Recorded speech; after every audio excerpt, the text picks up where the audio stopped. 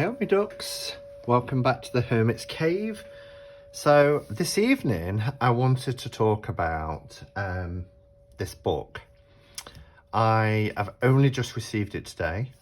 I've not, the spine is in perfect condition.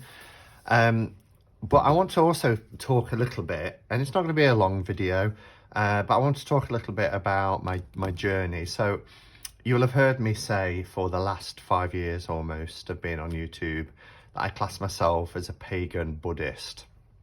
And what I always meant by that was, my spirituality was kind of, there was that sort of duality between my Buddhist practice, because I became a Buddhist back in, 2004. So what's that? That's 17 years ago now. I became a Nichiren Buddhist. And became a member of the Soka Gakkai International. It's a Japanese school of Buddhism where we chant Nam-myoho Renge-kyo to the Gohonzon. And chanting Nam-myoho Renge-kyo reveals your Buddha nature and puts you in rhythm with the universe. But I've always been fascinated by nature and finding this community, learning about the wheel of the year, which I love the Sabbats. I honor and celebrate each and every Sabbat. The wheel of the year is very important to me. I saw a sort of correlation between my Buddhist practice and my pagan beliefs. And similarities such as cause and effect, the self and the environment, and I just felt that they really aligned with each other. However, in recent months, I've really been exploring further into paganism and suppose what we call magical practices. And, I've started to think about my sacred spaces, the goddess Gaia, and different representations of deities, things, magical practices, herbs, candle magic, all that sort of thing, that link to the Sabbat as well. But I really wanted to know where to start, and I've watched quite a few YouTube channels. I've heard people talk about Book of Shadows or Grimoires, and I'm like, I wouldn't really know where to begin. And I started a search online, and you will have seen me talk about a book that I'm reading at the moment, which is this one, which is Scott Cunningham's, and it's a famous book. It's the Guide for the Solitary Practitioner. It says here over 800,000 copies sold. Really, really enjoying that. I'm kind of dipping in and out rather than reading it from cover to cover. And the video I pulled up yesterday showed that I revamped my altar to honor the god and the goddess. And I'm enjoying that. And a lot of the books that are out there are based on the religion of Wicca. And that's not necessarily anything that, a path I'm going to go down, but it just tends to be that a lot of the resources out there are Wicca based. But I did want to know more about magical practices. And so I saw this book, which is the Complete Grimoire, and it's magical practices and spells for awakening your inner witch. It's by Lydia Pradas, who is the creator of Wiccan Tips. I haven't seen Wiccan Tips, but I read the back. Now this is, it's beautifully, the illustrations in this book are just gorgeous, and it's got everything. I've even got one of these displays for crystals. It's got everything in here. And, I'm going to order a leather binder with ring binder, but like a leather flap from Etsy, where I can put lots of stuff in and start building my own grimoire. But I just didn't know where to start. And I thought that a book like this would be a good starting point. So I just thought I'd share it with you. You may have already seen it. It was released last year in 2020. But I've not seen it before. And I just think there's probably quite a few people out there who are starting their practice and perhaps need a little bit of help. And I think this might be a good book, particularly with what it covers.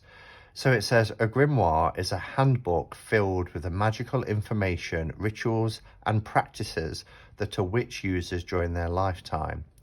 A key tool of their craft. And I'm glad that they're using gender neutral terms here, like during their lifetime, because a witch, you often read she when they're talking about and using female pronouns. And, you know, males are witches too, as well as non-binary people. So I'm really glad that they're using that terminology, else it would have put me off. A key tool for their craft. Written by Lydia Pradas, the creator of the beloved Instagram handle Wiccan Tips, the complete grimoire is your magical beginner's guide to witchcraft practices and knowledge.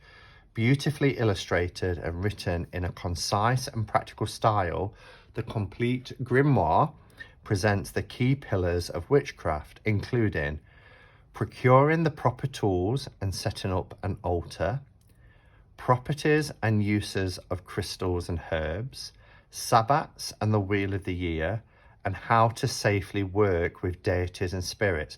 And again, you know, this is perhaps from one person's perspective or the Wiccan perspective.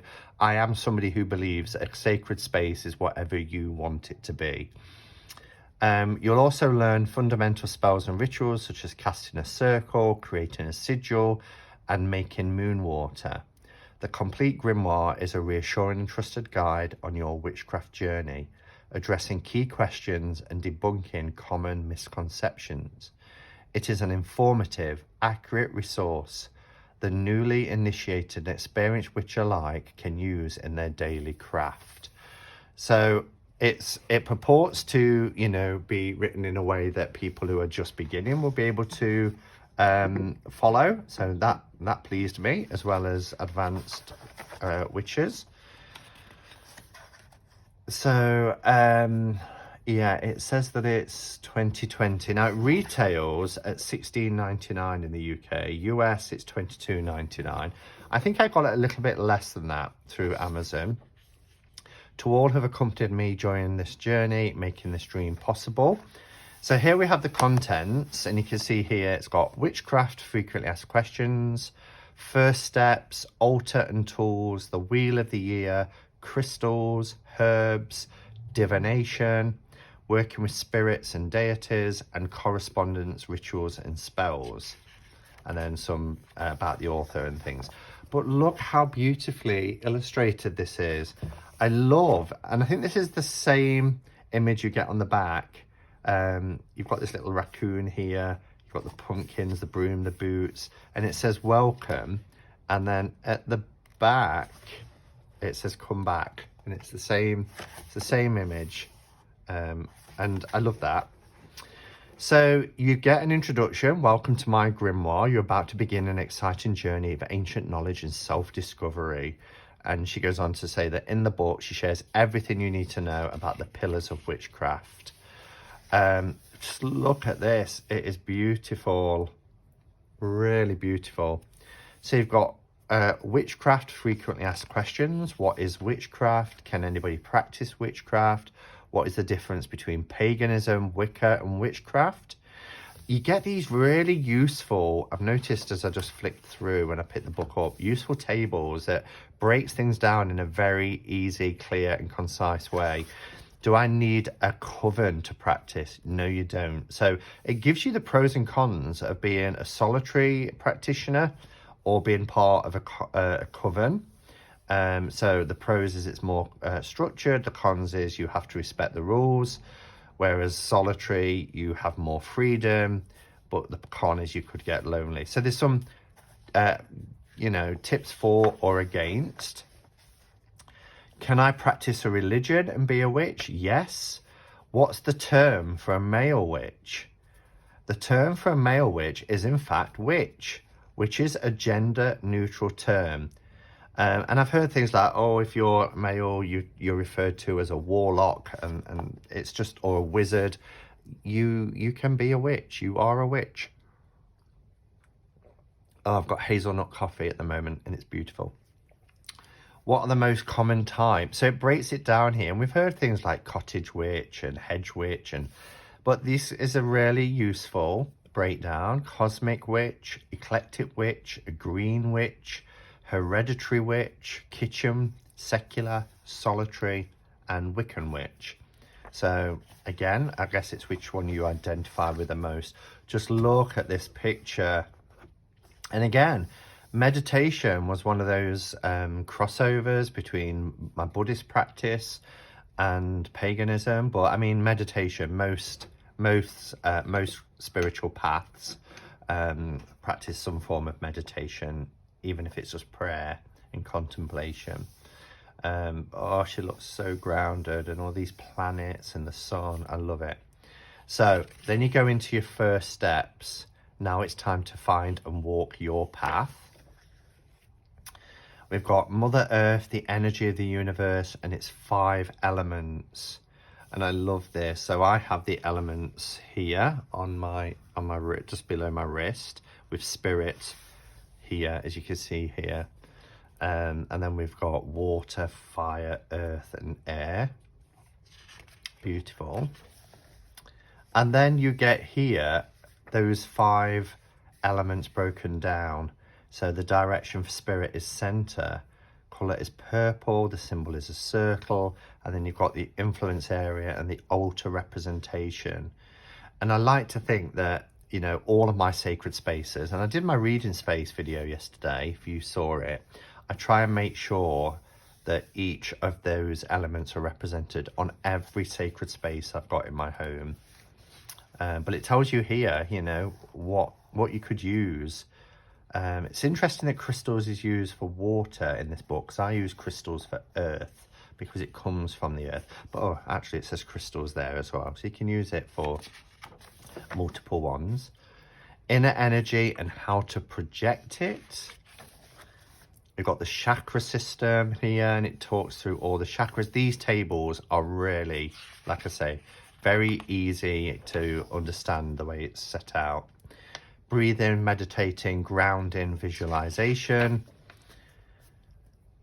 We've got intention and energy work, ethics and witchcraft. I like that, you know, do no harm, etc. The first 3 steps to becoming a witch: read, write, and practice. Things I wish somebody had told me. Now, this appears throughout the book, I noticed. So a few tips from the author of the book, which is useful. What else have we got? So we've got our altar and tools. Just look at this picture. Look at this illustration. Isn't it gorgeous? So your altar and tools. So some practical tips about the tools that you can put on and what to use and what they represent. Candle, cauldron, chalice, your Book of Shadows or Grimoire, your Athame and things like that. I think I've got most of them on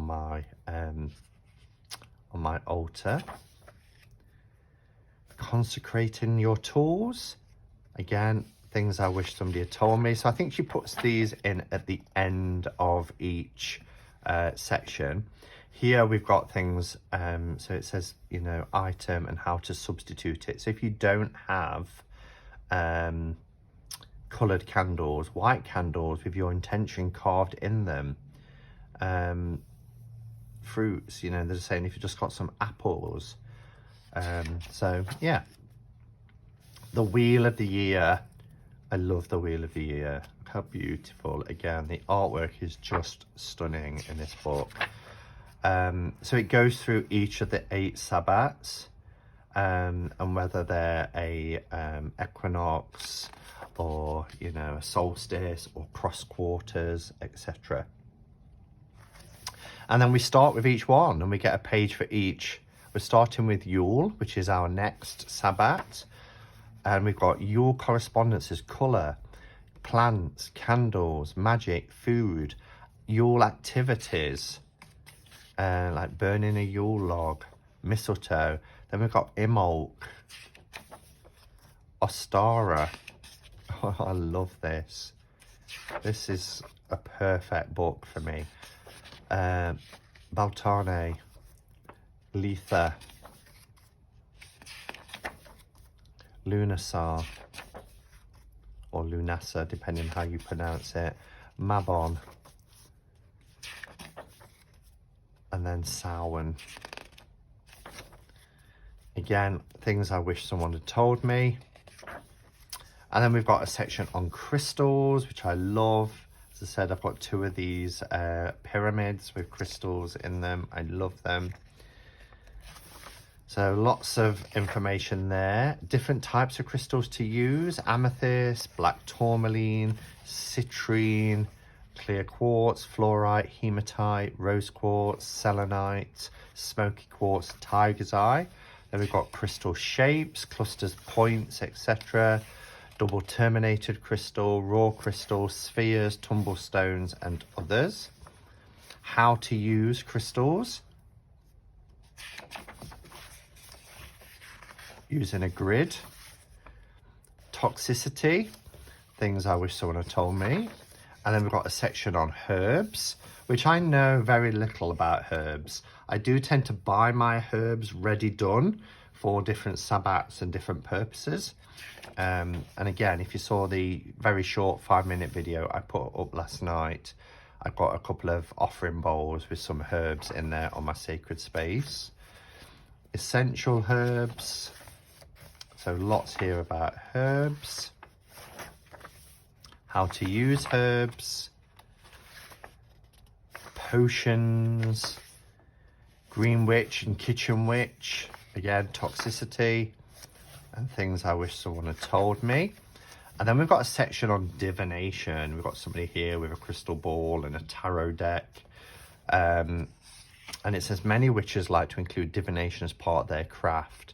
When we tune into our intuition and sometimes use tools to channel it, we are able to access our higher self to find answers and guidance.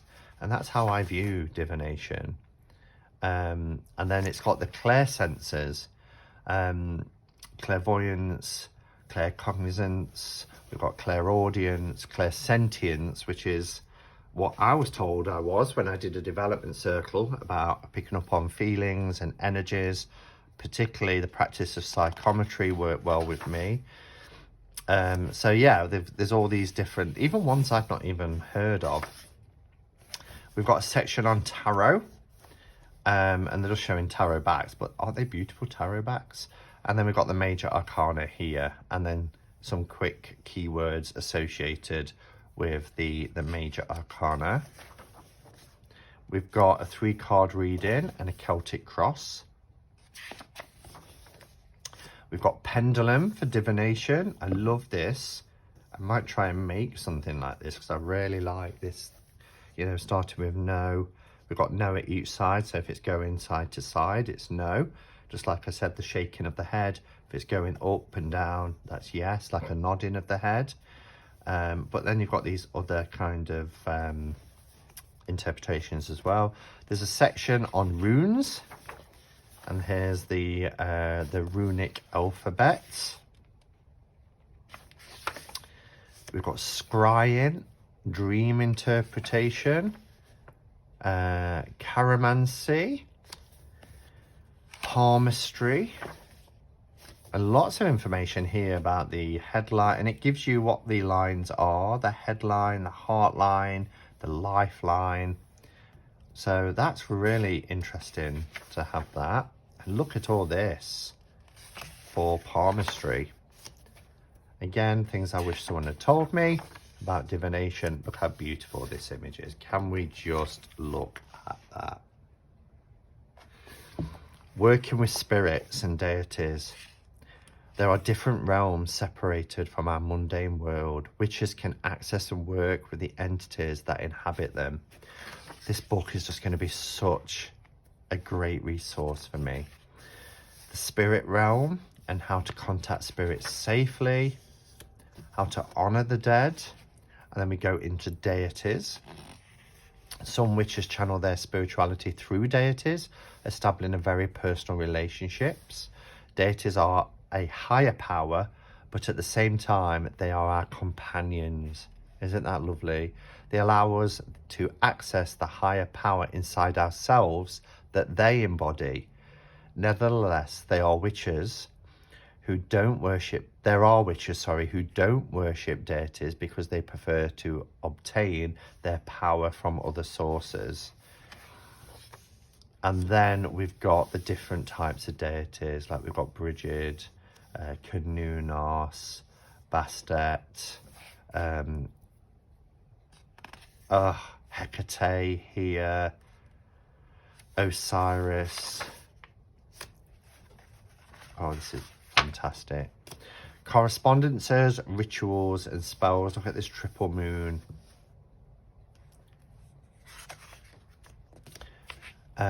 We've got colour associations here, candle flames, the type of flame, strong flame, weak flame, dancing flame. And then we've got the correspondences with trees. Brilliant, absolutely brilliant. We go into planetary correspondences here. Again, we've got the zodiac sign, the dates they fall into, and what the correspondences are. The zodiac seasons. So it covers so much. A little bit about the moon. And then we've got spells and rituals. Moon water, cast in a circle, sigils and candle magic. Oh, I love it. And that, I think, is pretty much it. Here we've got common mistakes. Wanting to cast spells too soon, not getting your intention right, other forces working against you. Questions to ask yourself before casting a spell. And then we've got this thing at the end. We've got some acknowledgements. A disclaimer, this book is designed to be as complete as possible given its limited space. Its main objective is to inform and entertain, however, it does not replace professional services. It's a bit like what we have to add when we're doing our tarot readings for people. A bit about the author, and then we've got our index at the back. So there you have it. This is the complete grimoire, magical practices and spells for awakening your inner witch. And I think it's beautiful. I love the way it's set out. I love the fact that it is so accessible. You know, I think if you are coming into a practice, you want things to be in easy to understand language that doesn't frighten you away. And I think this certainly does that, but it does seem to be pretty thorough. So a great starting book for anybody who's wanted to explore the old path and magical practices. All right, so thank you for watching, everybody. I hope you all have a fantastic week. And until next time, go in peace. Namaste and blessed be.